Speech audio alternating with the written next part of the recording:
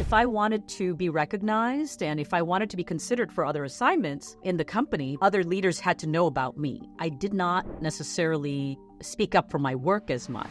I would see a lot of people really effective at showcasing their accomplishments. I learned to do that, but I think I did it in a way that I felt comfortable, and that was probably the first time that I realized I can do this still retaining my values. I think when I was really young, I wanted to teach. When I think about my life, having spent the first 8 years of my life in Korea and latter half and more in the US, I just think about the role that I've played bridging differences. Would you ever describe yourself as a brave and courageous person? My dad passed away in January, and before he passed, I was in the hospital with him for 3 weeks. And so I would say I was very brave and courageous on his behalf. When I hear you say you don't like, in a sense, structure and things like that, my head now goes to, Jane, you've written 2 best-selling books. I always write a book when I feel like I need to say something. I'm hoping that people will delve deeper into themselves, because a lot of times we haven't even given ourselves the permission to dig deep into ourselves.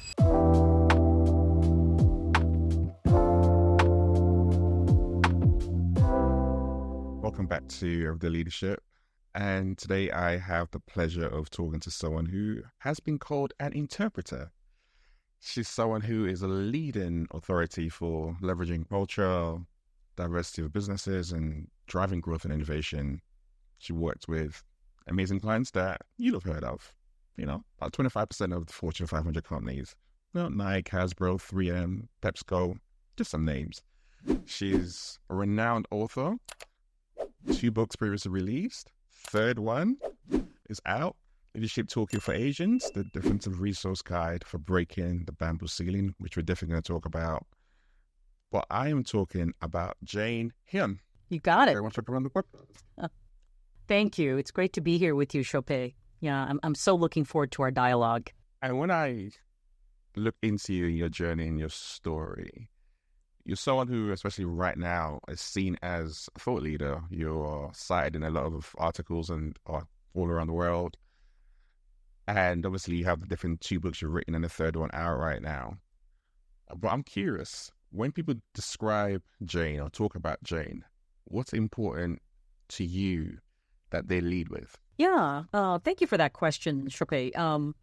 I've been thinking about that a lot lately. And I think when I think about my life, having spent the first 8 years of my life in Korea and the last latter half and more in the US, I just think about the role that I've played bridging differences as I've kind of navigated from the foreign to the familiar and then back again. And as I work with global organizations, helping them navigate and orient themselves when they feel disoriented as they're working in cross-cultural environments or situations where they don't understand what is going on. So I really see myself, as I think about my journey, as continuously helping myself be effective with people who are not like myself, but also helping others both diagnose and navigate skillfully in situations where they have to interact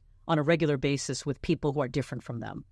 So I see that role as being one of the primary callings in my life. And I see that as being a continuous thing, a theme, a thread that has been a very integral part of who I am as a person. I'm often in the intersection. I'm not one or the other, right? I'm bicultural and I'm bilingual. So I've sat in this place and I have sat in that place. I've been an insider and I've been an outsider. And so how do I help other people to see those differences so that we can hear more than just the majority voice or the dominant culture voice in a situation, in a team, in an organization? So that really drives me. And I love to figure that out because it is not an easy journey, and it's something that requires a great deal of thought and reflection and judgment. So I love that fascination and the almost a challenge of doing it for myself on a continued basis, but also helping others to do the same. Much of that is driven by your particular journey in the history. If I was to go back to the first 8 years growing up in Korea, what were you like then before you moved to the Bronx? Well, I grew up in Queens, actually, but I did go to school in the Bronx for high school. um, yeah, my life in Korea was very different. Think about South Korea back in the day, in the 70s and 80s, was far from having all of the K-pop and K-drama, that people are familiar with. It was a homogenous society. I grew up with people who looked like me, black hair, only spoke Korean. It was a monocultural, homogenous existence, for those years. Obviously, I had a very happy family. I had my extended family living nearby. My grandparents lived with us. My father was the oldest son, so he took care of his parents. And so I had a lot of extended family and love around me, right, in that way. When you think about the school system that I had, in the elementary school system in Korea, there was very much, it was a large classroom, I would say 65 kids perhaps, and one teacher. But that classroom, even though the classroom ratio of student to teacher wasn't the greatest, it was absolutely quiet, right? It was a quiet classroom. You could hear a pin drop because the way that you learned in that classroom was a teacher teaches and the students learned. There wasn't a lot of talking back or debating with the teacher. And if you asked too many questions, you got punished. There was this sort of deference that you placed on the teacher. And if you spoke too much or if you disagreed, it really wasn't acceptable. So, when you think of that little girl moving to New York City, it was a real chasm of difference. It was a real chasm of difference in almost everything, right? I went from seeing just people who look like me to a multicultural society, truly. I heard Spanish the first time I stepped into the airport. I was surrounded by different races and cultures and different backgrounds.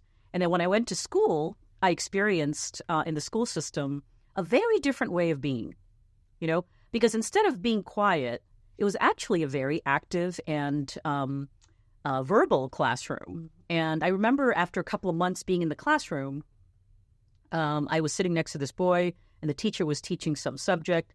And the boy, without raising his hand, said something like, Miss Quinn, I have a different thought. I disagree with you.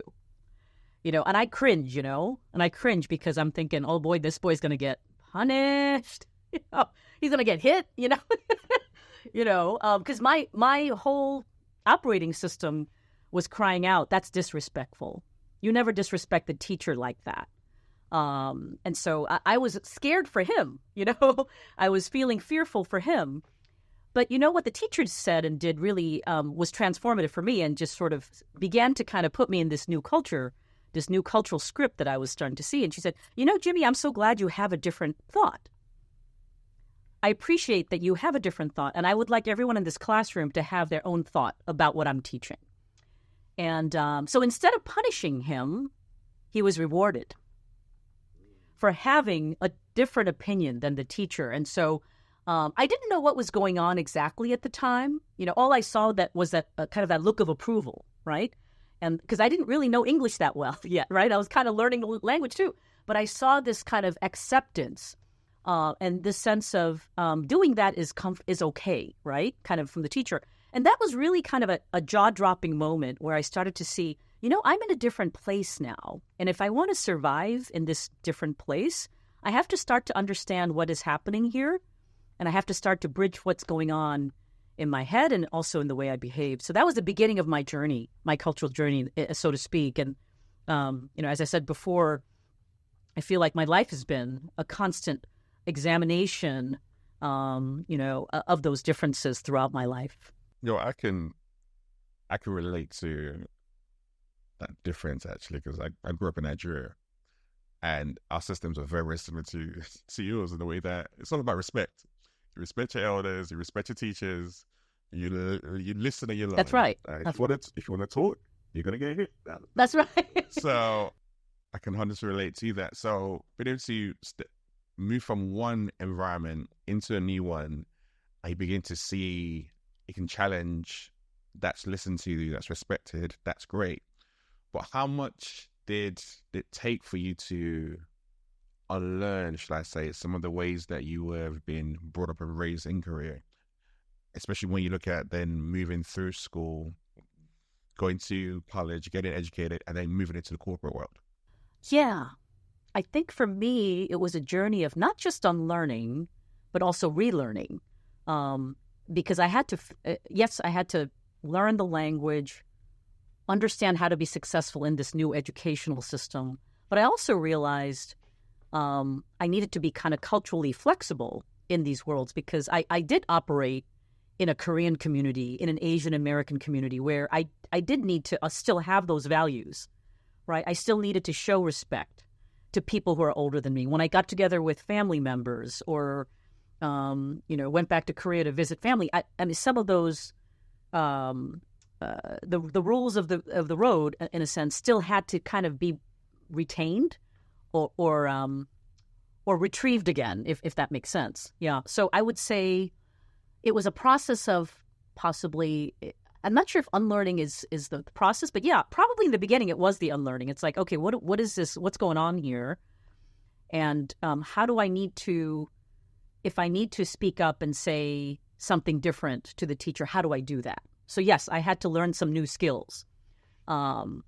And I think I probably went through a period when I was an adolescent, probably not liking the fact that I had this burden, of being one way at home, right? Or when I had to go with my Korean community, and then operating in a different way when I had to be with my school or in the workplace, as well. So I would say it's been an iterative process of relearning, perhaps, and digging in to figure out what are aspects of my cultural values system that is actually good. It's not bad or good, right? It's just different. And how do I remain flexible so that I can be more culturally adaptive or fluent in the different worlds that I go into? Yeah. So I've been on a journey in a sense, right? Of at some point not liking my culture anymore, right? Because I'm just like, well, if I never speak up, I'm never going to be able to succeed in this workplace. And then figuring out there are actually really helpful aspects of the Korean culture that I want to retain, and how do I integrate that into who I am, and how do I want to show up as a leader? What did you want to become when you were younger? I think when I was really young, I wanted to teach. I remember saying that a lot when my aunt and uncles used to ask me what I wanted to do. I remember saying I wanted to be a teacher or, work with kids in some way. I really enjoyed, maybe because I was the oldest, I really enjoyed like teaching and helping people learn things in some ways. I guess I'm still kind of doing it now. But I remember that was something I wanted to do. And when I was younger, I was really into probably like fashion and dressing up too. So I don't know. I don't know if that's something I pursued, but yeah. How did your career path then begin when you decided to go to college and obviously study? But why did you decide to go down that particular route instead of pursuing, I don't know, teaching or something else? Yeah. I spent the first, when I first graduated from college, I started working in financial services. There's a lot of these graduate training programs right out there. They recruit from colleges. And so I started in a financial services firm, and I was there for 8 years, working in the operations, working with the sales and trading units. So finance and operations, and nothing like what I do now, which is in the leadership space.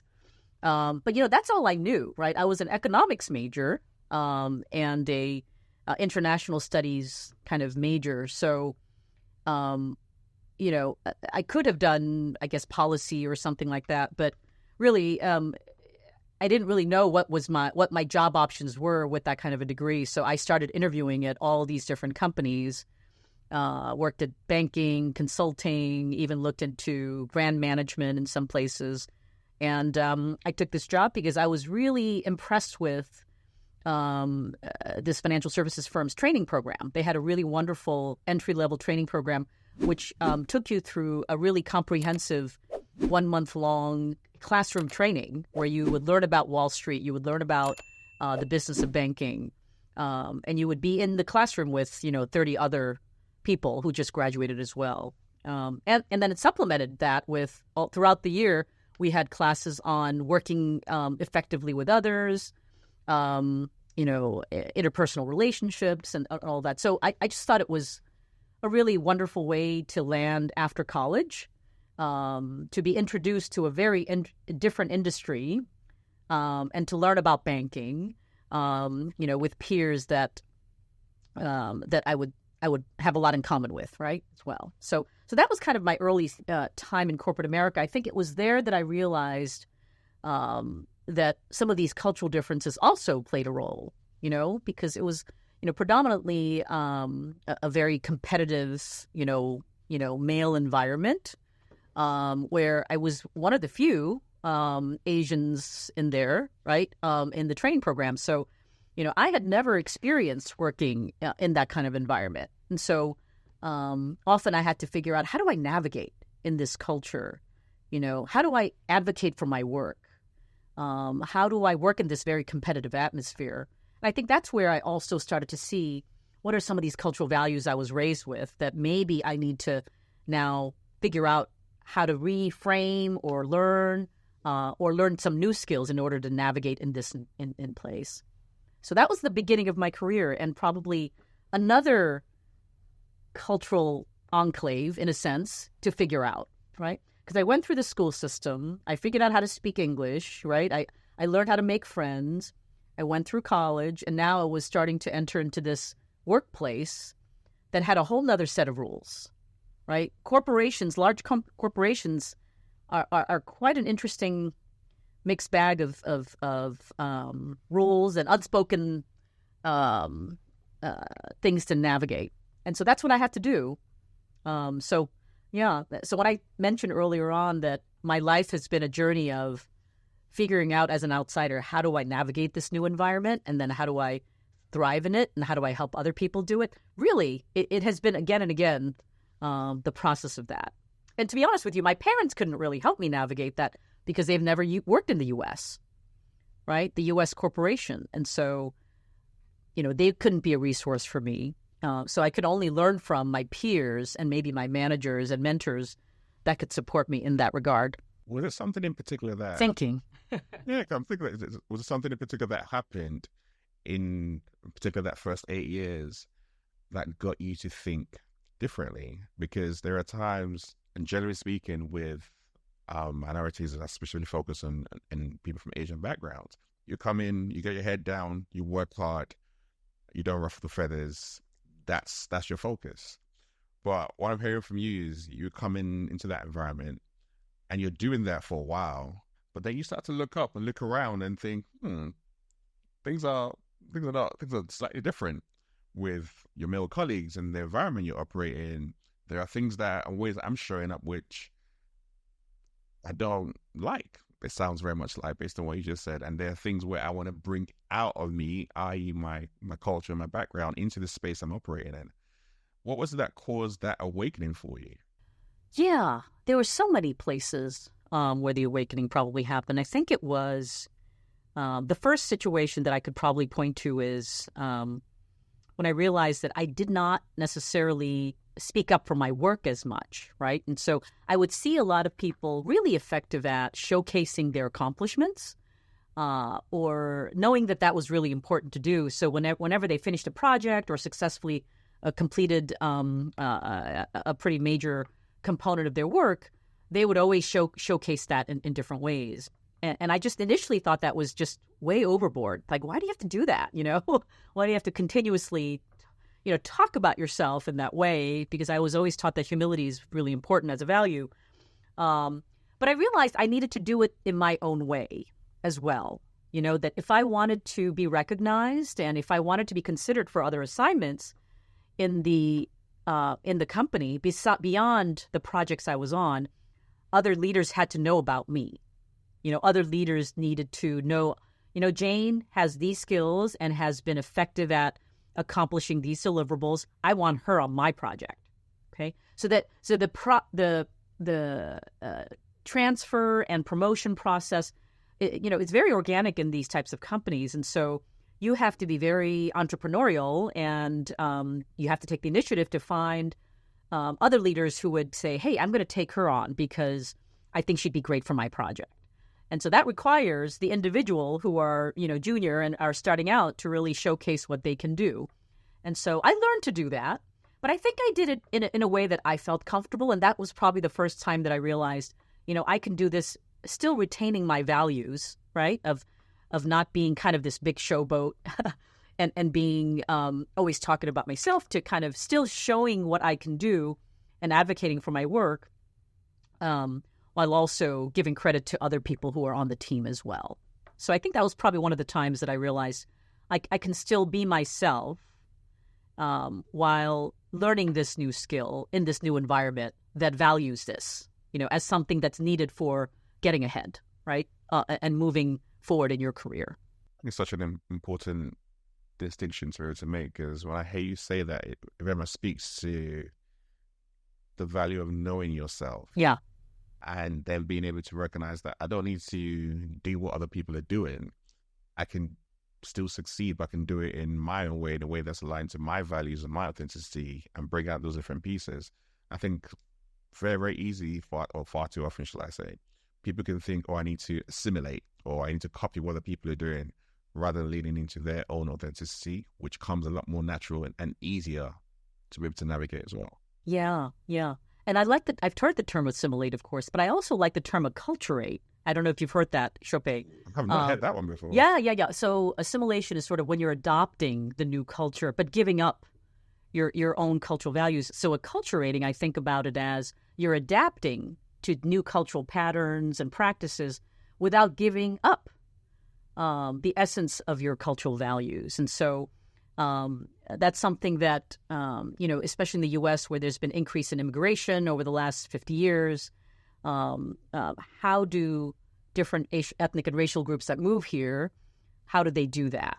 How do they, yes, they have to adapt and understand how to navigate in this new culture without giving up the essence of the culture that they bring, whether it's their language or cultural values that we're talking about. And how do they integrate the two in some seamless way over time? So it's just another perspective to consider. I like it. I really like it. And when was it that you then became either familiar with a concept I know you've talked about a lot, which is around the model minority myth as you're navigating the corporate space? Yeah.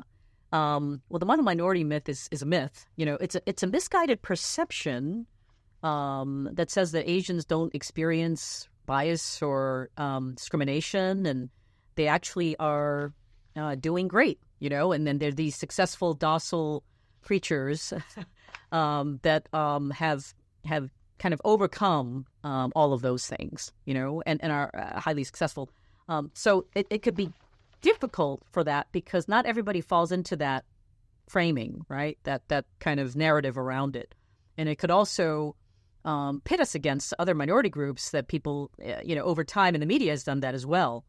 And so the model minority myth, I think, can be dangerous. I think it can also be dangerous in that if people think that, Asians are doing okay, they don't have any challenges. And so when Asian American groups experience poverty, and I know that one of the nonprofit organizations here in New York found that Asian Americans in New York City experience really high levels of poverty at certain age groups, that kind of news never makes it, because it's not something that is either popular or what the narrative they want us to believe is. So I see that. It can also keep us from having access to government programs, right? Or aid that the community needs, because they think that maybe this community doesn't need any help as well. When you think back around when you left corporate, so in your start and the end of your corporate, what would you say were some major lessons that you learned that still help you now in this new career that you have? So when I entered the corporate world, what are some lessons that have helped me throughout? Yeah, when you think about, because you've talked a number of times around how you're someone who consistently reflects over and over and over again.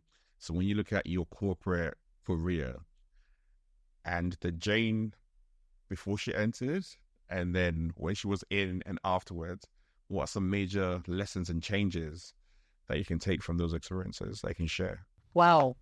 I don't think anybody's asked me that question before. And I really like that question because it's making me think. So the Jane before corporate and the Jane after. I think the Jane before the corporate was probably more carefree.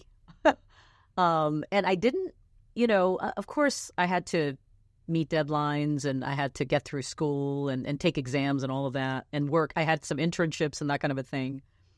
But it wasn't until the workplace where I realized the critical nature of kind of following, project plans and being extremely detailed with our deliverables. I think it gave me a sense of organization and organizing, and both kind of in a figurative sense, but also in a real sense. Writing a spreadsheet, for example, or making a plan, right? So you know which deadlines you have, and then who do you need to work with to get the information you need to finish a project.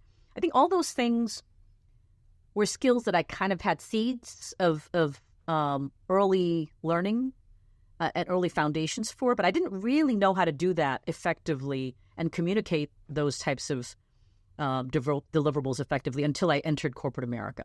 So I would say my organizational sense, my strategic thinking sense got more formed when I entered corporate America. Yeah. So when I say that when I was, a carefree person beforehand, I think I just lived without worry. I kind of didn't think about these things. And the American corporate world kind of put the structure around it for me. No. So by nature, I don't like deadlines. By nature, I like freedom. I like having options.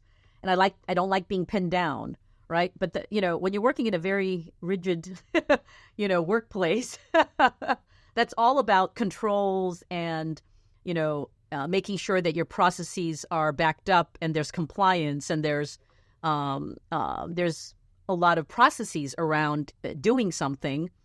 You can't be that free anymore, right? And so it brought some order to how I do things, and showed me the importance of those structures as well. Does that make sense? It does. Yeah. But it's also a surprise because when I hear you say you don't like, in a sense, structure and things like that, my head now goes to, Jane, you've written 2 best-selling books. That's a very structured routine where you have to get it to your publisher, you have to be focused, you have to be down. Why did you decide to do it? Yeah, why did I decide to write the books? Yeah. Oh, yeah. When I look back on when I've written the books, I always write a book when I feel like I need to say something. And the voice inside is so strong, and that I can hear it resonating in multiple ways that I can't help but write it. So I would say that's probably why I wrote the books that I've written, and then the third book that you just start hearing about. It wasn't that I said I needed to. It wasn't like a 20-year plan or 10-year plan that I said, like, I need to write a book this year. It really was an organic process of, this is something nobody's talking about, but this is something I'm seeing in the clients I'm working with, in my own experience working in corporate America, and I need to say it. So when that voice became too loud and I couldn't contain it anymore, I started to write about it in small articles. Actually, before I wrote my first book, I was working for Remember Monster.com? It was like a job board. They had diversity channels back in 2002, 2003, and they reached out and asked if I would write for their Asian American channel. So they had one for African American career channel, they had a Latino and Hispanic channel, and they also had an Asian channel.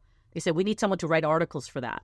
And so I started doing that, and I had so many stories that I wanted to share of job search, career development, and all of that, and that became the seeds for my first book. When all these stories or articles just kind of poured out, it was not hard to write those because I'd been holding in all of these stories for many years, and so I would say that's probably why I wrote those books. But you're right, Chopé, when you're writing a book, There's so much structure around it. And it's not just you going into a quiet corner and writing it and submitting it, and that's it. There's so many processes, and you need to work with the publisher. You got to figure out when they need the cover, when you need to have certain types of things done. There's copy editing. There's a variety of hurdles that need to be dealt with. So thank you for the reminder of that. But we did it. We did it. That's why I don't do it every year, because I need to get over it after I do it. If I would double click on that thought, you wrote your first book 19 years ago, which was Breaking the Bamboo Ceiling. And now, obviously, you've got the new one coming out, which seems to call it a part 2. Mm-hmm. To the leadership toolkit, to part 2 to that first one, 19 years apart. Why so long? Because in that period of time, you've got a lot of stories. You've worked with amazing clients. So why did you feel now was the time to be able to put that into another book as opposed to, 10 years ago? Well, I wrote a second book called Flex, which came in 2014. So that was really more of a management book for anybody who's interested in working across differences, right? Across culture, generational, gender differences. So I did have that pause to do that. I would say for this next one, why I waited for so long to kind of go back to that topic was I think I was busy working on some of these solutions. I was busy working with leaders who are working with Asians, as well as the Asians themselves, navigate these differences in a global workplace. I think what really drove me to start working on this was the pandemic. And during the pandemic, I saw the rise of anti-Asian incidents, various things that were going on. And I live in New York City, where I ride the subways every day, and there were a lot of different incidents that had happened against the Asian American community. And so I was seeing that, and I was seeing even people in corporations talking about the issue. And I also start to see the model minority myth again. It's kind of like, I didn't even know that people had discrimination against Asians. And I think it really just kind of came to a head during that time. In addition to that, what I discovered as we were doing this work, and as we were doing consulting and cohort programs for Asian Americans and Asians outside the U.S. as well, I was starting to see that after we'd done all these assessments, that there were so many people who were doing kind of the fitting in, right? They were going along to get along, in their companies, because they had to survive. They had to succeed. They had to get ahead. They had to kind of just move the dial a little bit. But they were not necessarily doing it in an intentional way where they can dig deep into who they were, where they can really examine, what does it mean to be Asian American in the workplace? And, what are the values that I was raised with? What are the things that are important to me? And how do I bring that out in the workplace so that the people around me, whether it's my direct reports or my manager or my internal clients, that they see who I am, in a meaningful way. And I was seeing that was very challenging for them to do until they were encouraged to do so, and until they had the tools and the mentors and the advocates that supported them in the process. And so that's what drove me. That, and then sort of the pandemic and the impetus with that work to really update this book was really there. And I wanted to just really share with the world all the lessons learned from the 19, 20 years that we've been exploring these issues in the workplace. When you work with people who do what needs to be done, or just get along with the system, don't push things. Does that resonate with you too? Does that resonate? It does. Mm-hmm. Yeah. It does. And actually leads to two schools of thought that I see definitely with the work that I do. One that says, no, that's not right. You're conforming and you need to be pushing and rallying. And you get another side that says, yeah, but I just want to come in, do my job, have my head down. And I don't really need any extra stress or pressure put on me. How do you bridge those two worlds? Because I'm sure you're seeing that, you're navigating those when you're working with people in the corporate space. Yeah, it's not an easy one. not an easy one, because it's not up to the individual sometimes to dictate how he or she should behave, right? And how much of their authentic self they can bring. The organization and their journey of how inclusive they can be of these different expressions of leadership, of these different styles of how people show up does matter. And in some cases, your direct manager and the business group that you're a part of also can make a difference as well, right? So, you might have a company that espouses, we create a culture of belonging and we want everyone to be inclusive in every way of all the people on your team. That might be what the company mandate is, and there's a lot of communications around it, but if you don't have a leader that lives that, if you're the person working in that for that leader, it's going to be difficult for you to be like, I want to show him fully who I am, right? and be able to express my leadership in a way that I can. So I can resonate, and I can also empathize with that individual that's kind of like, I just want to be left alone. I have enough work to do, and I already stand out, right? Because I'm not part of the dominant culture. Every day they see me, they see the difference. And so why do I want to bring this out even more if they won't even appreciate it? So I do think that you need to be wise and thoughtful about how you bring that full self. But I think as you do so, and as you find community around you, and as you have mentors that support you and advocate for you, hopefully your voice will come out, more and more. Yeah. So that's the hope. And that's the work of this book, actually. I'm hoping that people will delve deeper into themselves. Because a lot of times we haven't even given ourselves the permission to dig deep into ourselves.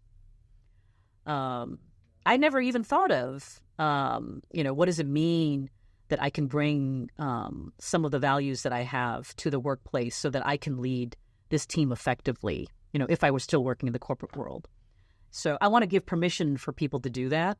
And as Asian Americans, I think there are many places that can be very enriching for the people around them, as well as themselves.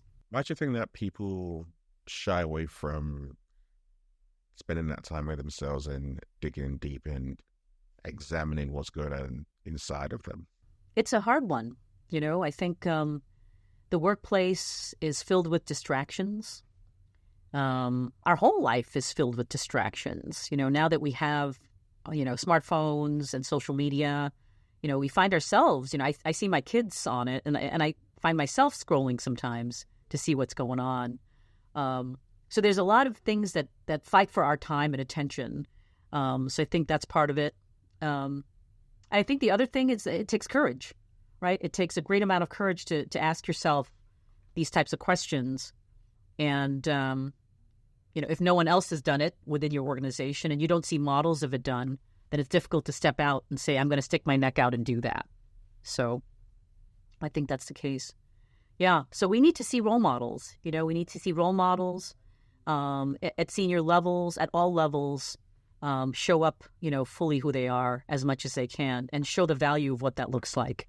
Would you ever describe yourself as a brave and courageous person? Wow, you're asking the tough questions. I think I've become more brave and courageous over time. And Shopee, I will say this. My dad passed away in January. And before he passed, I was in the hospital with him for 3 weeks. And so I would say I was very brave and courageous on his behalf. Because I had to advocate for him in the hospital, right? And negotiate with the doctors and speak up for him when no one's there to speak up for him. When his health was on the line. So I do that, I think, when I'm called for. But on a regular basis, do I see myself as brave and courageous? I don't know. I think it depends on the situation sometimes. And when I feel that I have the voice. I share this thing about my dad because I always felt courageous for him. When I feel like I am doing it for someone I care about or a cause I believe in, then I can show up. And I'm the most assertive person. You have me on I got your back. So do I feel that way every day? I don't know. I hope and pray I do. But I don't know if I always feel that. Yeah. That's my honest truth. I'm going to ask you 2 questions, but well into your dad a minute. How much did him and the way that he brought you up really help you to step into your own? Because growing up in Korea, obviously, a lot of times it's focused on boys. But from what I read, your dad was very much like, you can do you. You can do whatever you want to do. You don't have to follow the status. He, in a sense, went against the traditional way of raising families. You being the firstborn, the girl, he really poured a lot into you. How much did that, I'm going to say, challenge the tradition impart on you and your growth? I think my dad was really countercultural in some ways. So, he's the oldest son. I'm the oldest daughter. And of two daughters, right? And so he didn't have a son. During that time, they were always kind of like, when are you going to have a son, right? So you can have that son carry on your name. And so my dad really didn't care about those things. And in that way, he was countercultural. And so he never told us, Jane, you shouldn't be doing this kind of work, or you shouldn't, go to this kind of institution because you're a girl. I never heard that kind of language from him. So I always felt that I can be whoever I wanted to be.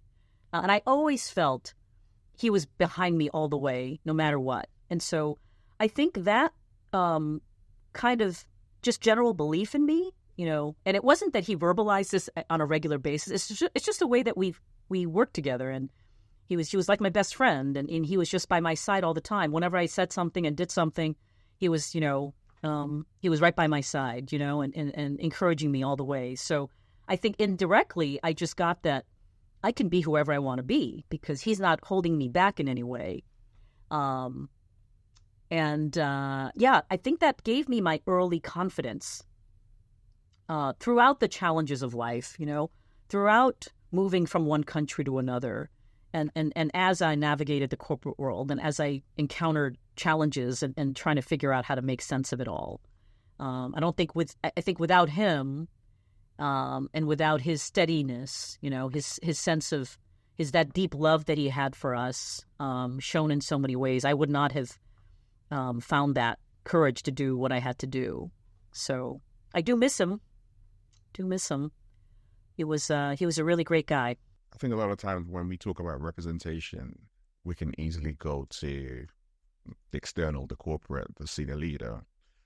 But one thing I've learned over the last couple of years in particular is there are times when we have representation right next to us, like your dad, like what he did and just being in that environment was such an amazing impact and effect on you to be able to help you to step into the fullness of who you are and create that foundation for you, which is amazing.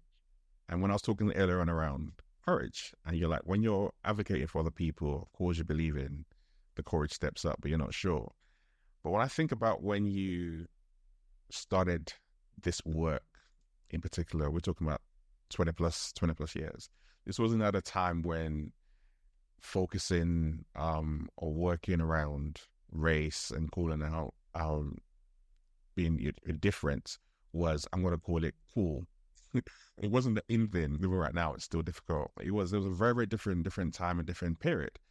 So for you to be able to start to advocate, create a company, write a book, I can't only begin to imagine you'll have got a lot of people pushing back on you. You'll have got a lot of hate, a lot of people asking you, why are you doing this? You got it. Thankfully it wasn't terrible violence or anything like that, or threats like that. But I could tell you I got a lot of questions. I would even have other Asian Americans kind of say, like, why are you putting our stuff out there to the world? That's kind of like our skeletons in the closet or something, and I would have that kind of comment from people and didn't understand what I was trying to do. It is what it is, and not everyone will love what you have to say, and not everyone will love what you have to do around it. But I can only speak the truth from my experience. And I had, by this time, had so much experience, data, and evidence, both in the corporate setting, but in my own work to speak about this and to help other people to understand it as well. So I could not help but speak out. I could not help but write the book because I felt like it was missing. This Asian conversation was missing from the diversity conversation or the leadership conversation. This perspective that not everybody has to lead in one way, and what are some of the challenges we need to examine when you're from a non-dominant culture to figure out how does your career need to be navigated. That's something that was so much my journey, was so much of my client's journey, that I could not imagine why it would be something we should be afraid to talk about. That for me is courage. Okay. It's courage. Okay. That is a very courageous way of looking at life and be like, I don't have a choice but to talk about this because I've got the evidence. I'm hearing the stories. I've experienced it for myself. And there's something missing in the space that I know can be impactful, and I need to be the voice. I don't feel like I don't have a choice. I think it's a powerful thing. Yeah. It's now that you put it that way, wow, I guess there's some of that in there. I just don't, it's funny when I think about myself, I don't see myself as a courageous person. So I'm glad you showed me a little bit of a mirror, a little bit of, okay, that took some of that. That took a little fortitude to make that happen. But for me, it's just like, I just have to do it. I can't help myself but to do it. How do you then create space to ensure that the work that you do and the conversations that you're having don't engulf you from emotional and mental perspective? Like you said, you got a business to run, you got a family to look after, time for yourself. When you're carrying all these stories and experiences, it can have its taken toll on you. It can. And I've experienced bouts of burnout and just kind of fatigue of, I need to just kind of withdraw from this all so I could get a break for myself. I don't think I realized I needed to do that until I experienced that burnout. When I was just not productive anymore, and I didn't have the energy to do that anymore. So, yes, I would say... now, it's a bit of a unique time because, with the book coming out, there are a lot of events to attend to. But on a regular basis, on a day-to-day, everyday kind of work-day conversation, I do try to work in periods of time when I can take a break. And so I do tend to, if I'm, let's say, working at home all day on Zoom and virtually on meetings from back to back, I always work in at least an hour and a half somewhere where there's a break, where nobody knows where I'm going, but I will take a walk, or I do just something completely for myself. I go to the coffee shop and I just, have something I want to have there. I might go, run an errand and it takes me 20 blocks to walk there. Just sometimes I just have to do that. And I actually schedule it so that nobody knows where I am. Sometimes I don't even know where I'm going to go. I love that, me, I'm carefree, right? I love that freedom of not having a destination. And so one day I'll come back, I imagine. But I do return. Do you spot signs of burnout in a high-functioning, high-performing person like yourself? How do I spot signs of burnout? I think when I start to not care about things, that is a signal. I'd like to be very intentional about taking each meeting a certain way, preparing for certain things a certain way. But when it gets to be too much and I've kind of had it up to here, I'm like, I don't really care anymore. When I start to think that, I start to realize, what, you need to have a break. Take the weekend and don't do any work. You need to just get off this, the cycle of work, and just take some time for yourself. Go exercise. Exercise does that for me. Whether it's walking or running or going to the gym downstairs, that really helps to clear my head. Walking helps me a lot because something in the walking process helps me to unravel the stress or the challenge of whatever it is I'm struggling with, or whatever problem I'm trying to solve.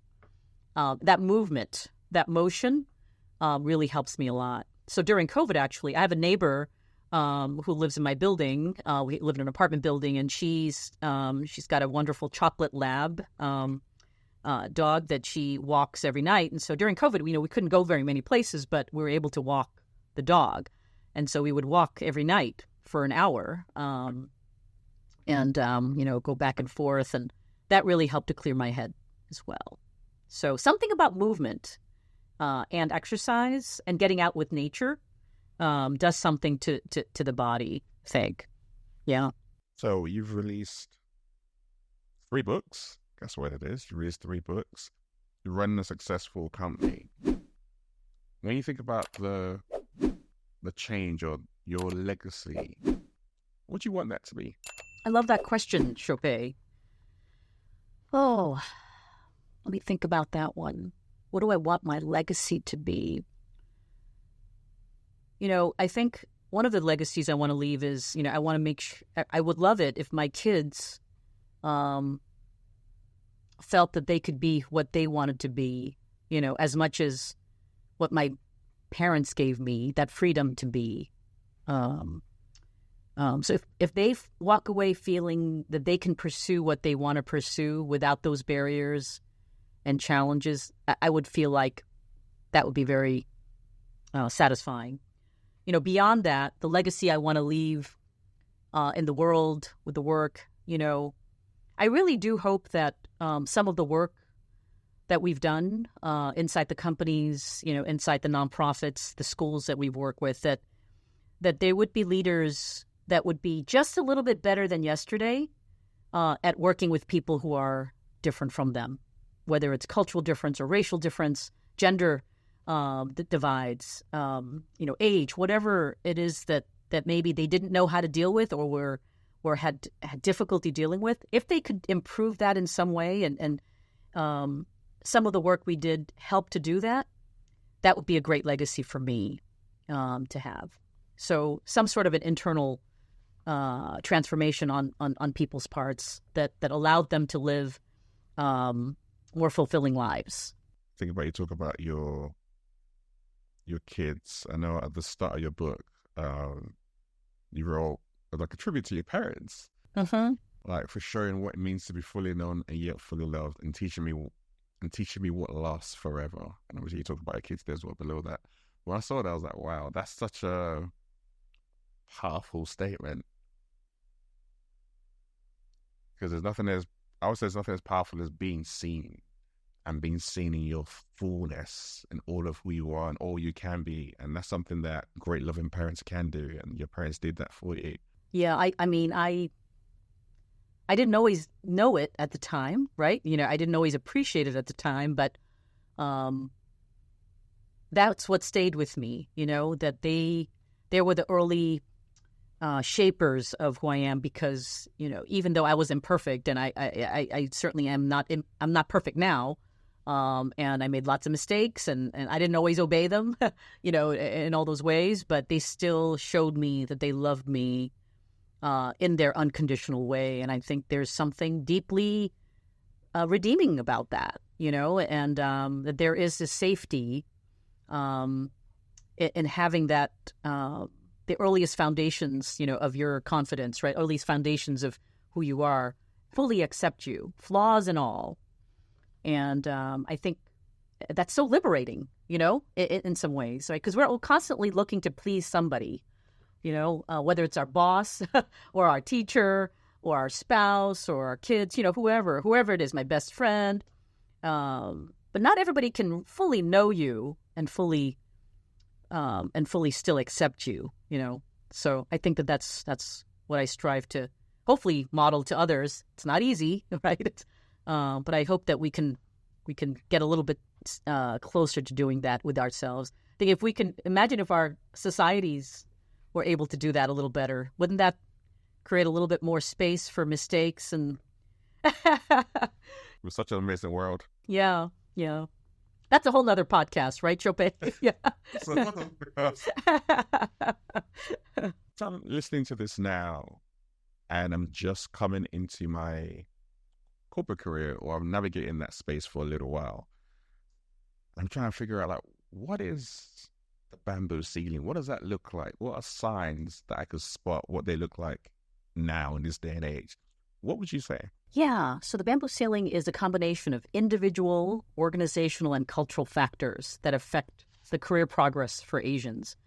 So I would say, when I was first writing my first book, I interviewed 100 executives. And one of the things I realized about Asian executives was that they spent a lot longer in that early stage, kind of that reliable producer stage, the first, 6 to 8 years of your career when your job is to do a good job. You produce a lot of work, quantity of work, and really, deliver, right, on your deliverables.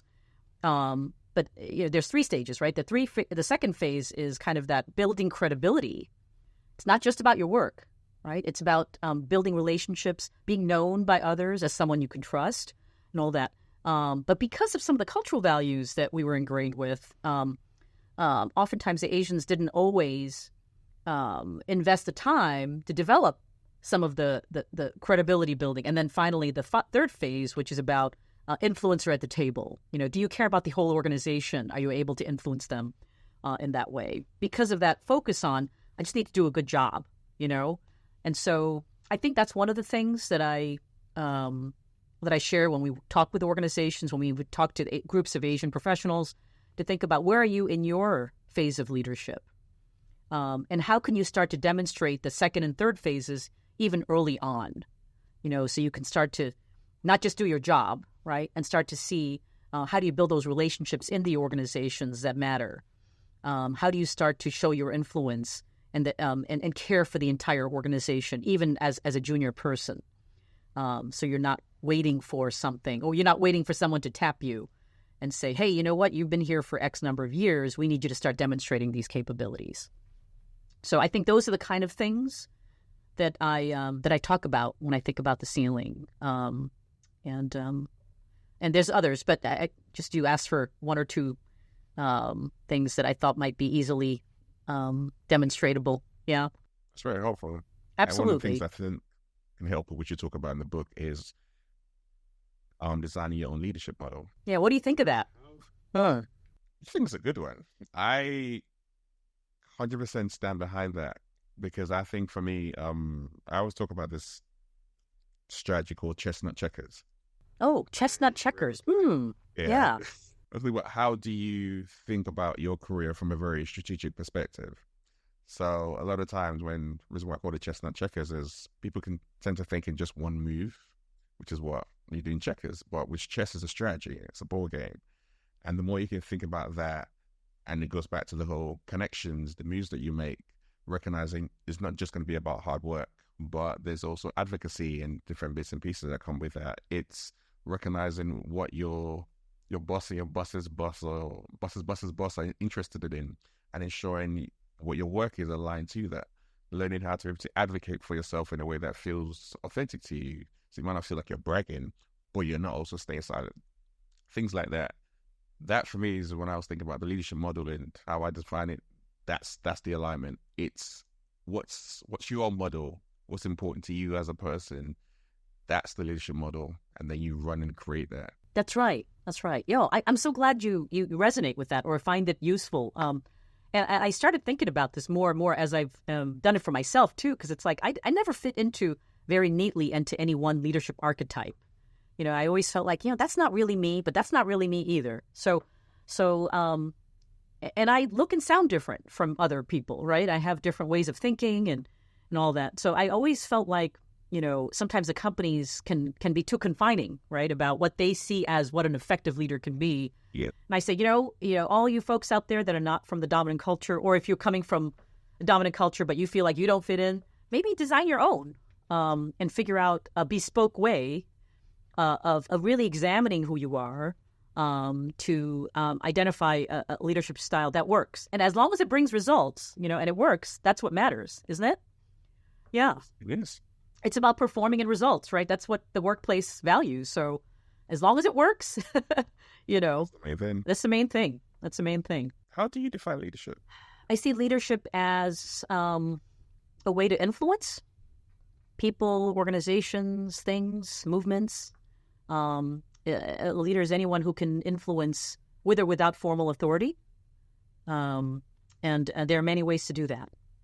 Thus to ask you, looking back over your journey, personal or professional, doesn't really make a difference. What has been one or two impactful experiences that you've had that have helped you become who you are today? What would you say? Wow. So many impactful experiences that I've had.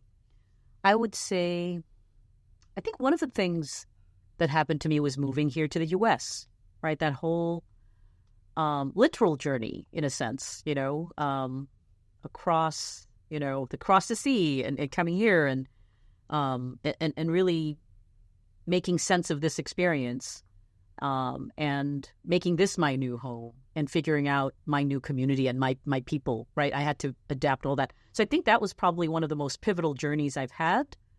And I realize how big it is, because as I talk about it and as I work with people in other parts of the world, I realize how much contact with difference and experiencing and going out of your comfort zone does to you as a person. Yeah. And how hard that is, yes, but how transformative it is. I think about, people ask me, so what was it like when you moved here for the first time? And I honestly don't remember that much detail about, especially the things that were painful. But I know that it was transformative, because the things that I do remember have shaped me and stayed with me for the longest time. I think the other experience that I would point to is probably in the workplace when I had to speak up. And as part of my work, I had to actually call out a leader's behavior, because I actually worked in HR at the time.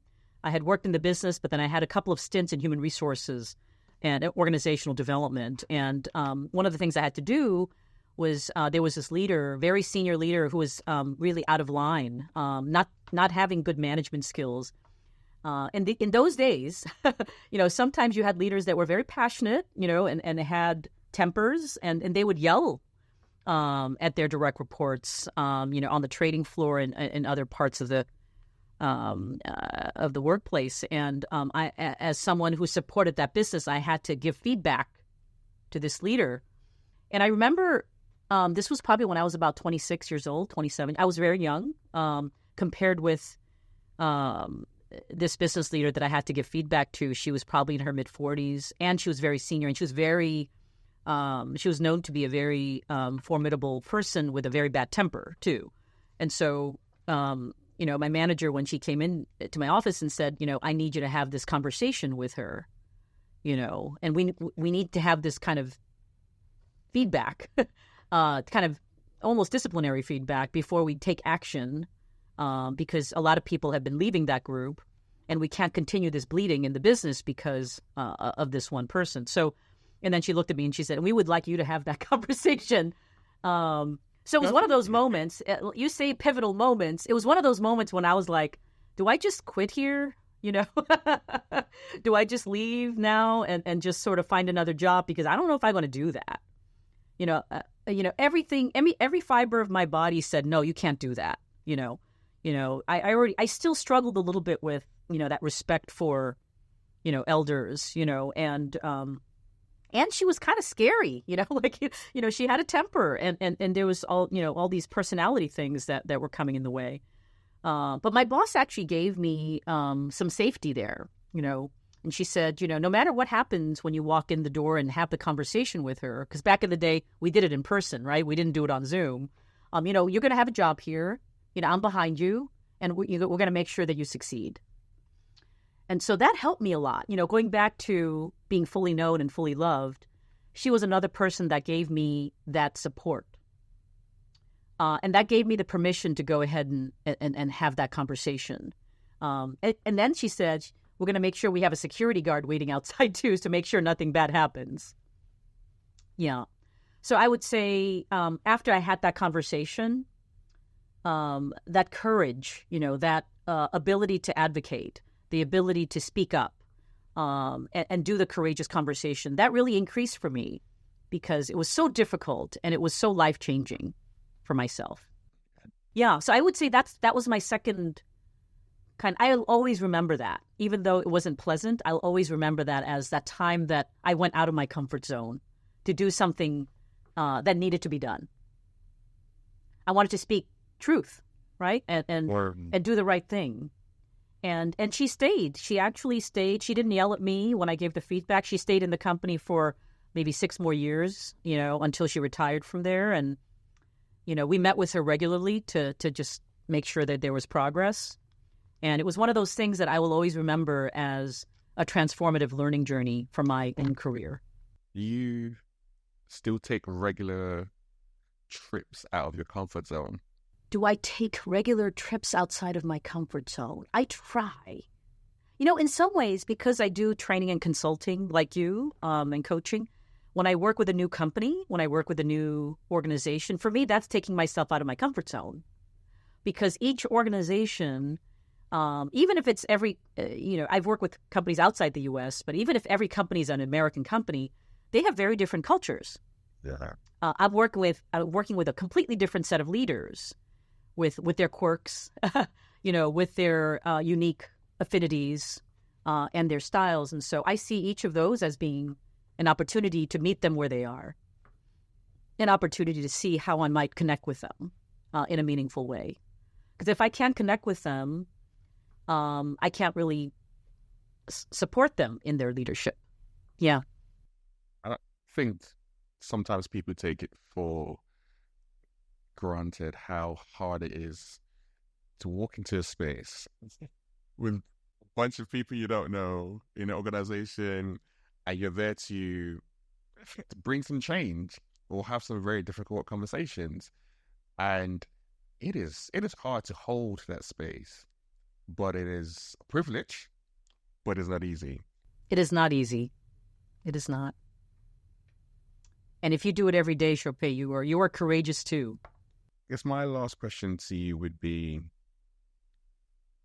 if you were to give a piece of advice to anyone listening right now that could help them to fully step into who they are, which I know you talk about in the book, what would that piece of advice be? I love that question. I would say, as they prepare to delve deeper into themselves or learn a little bit more themselves, to know that they are enough.